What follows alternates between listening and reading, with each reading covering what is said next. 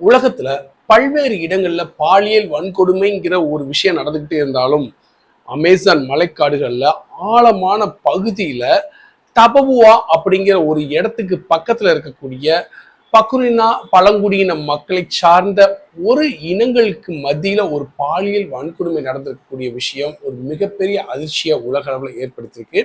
அபரினா பழங்குடி இனத்தை சேர்ந்த 50 வயது நபர் ஒருவருக்கு மனைவி இறந்ததுக்கு அப்புறம் தன்னுடைய 33 வயது மகளை தன்னுடைய குடும்பத்திலிருந்து தனியா பிரிச்சுட்டு போய் பல ஆண்டுகளா பாலியல் வன்கொடுமை செஞ்சது மட்டும் இல்லாம பல வருடங்களுக்கு பின்னால தாம் பெத்தெடுத்த பிள்ளையவே பாலியல் வன்கொடுமையை செஞ்சு மனைவியா வச்சிருந்தா அவங்களுக்கு 12 வயசுல ஒரு குழந்தை பிறந்து அந்த குழந்தை இவருக்கு பேத்தி.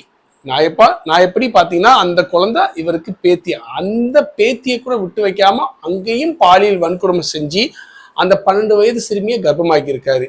கிட்டத்தட்ட ஒரே நேரத்துல தன்னுடைய மகளாவும் அதே நேரத்தில் பேத்தியாவும் இந்த ஒரு சிறுமியை வந்துகிட்டு பாலியல் வன்கொடுமை செஞ்சிருக்காரு இந்த அபரினா பழங்குடியை சார்ந்த 50 வயது நபர். இந்த நபரின் செய்கையை பிரேசிலை சார்ந்த துப்பறியும் அதிகாரிகள் கண்டுபிடிச்சு அவர் மேல வந்துட்டு பல்வேறு விதமான வழக்குகளை பதிவு செஞ்சு இப்போ அவரை அரெஸ்ட் பண்ணி ஜெயிலில் வச்சிருக்காங்க.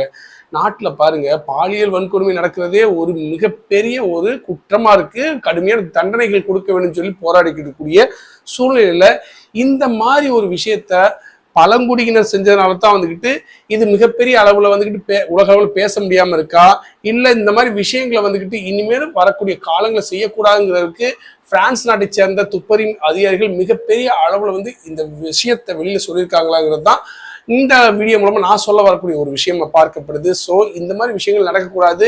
ஏன் பாலியல் வன்கொடுமையே வந்துட்டு இந்த உலகத்துல இருந்து அகற்றப்பட வேண்டியதுதான் பல கோடி மக்களுடைய ஆசையாவும் இருக்கு.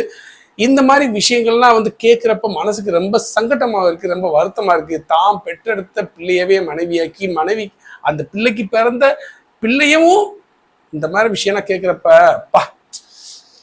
உலகத்துல என்னமோ நடக்குங்கிறப்ப நினைக்கிறப்ப ரொம்ப வருத்தமா இருக்குங்க. மீண்டும் ஒரு தகவலுடன்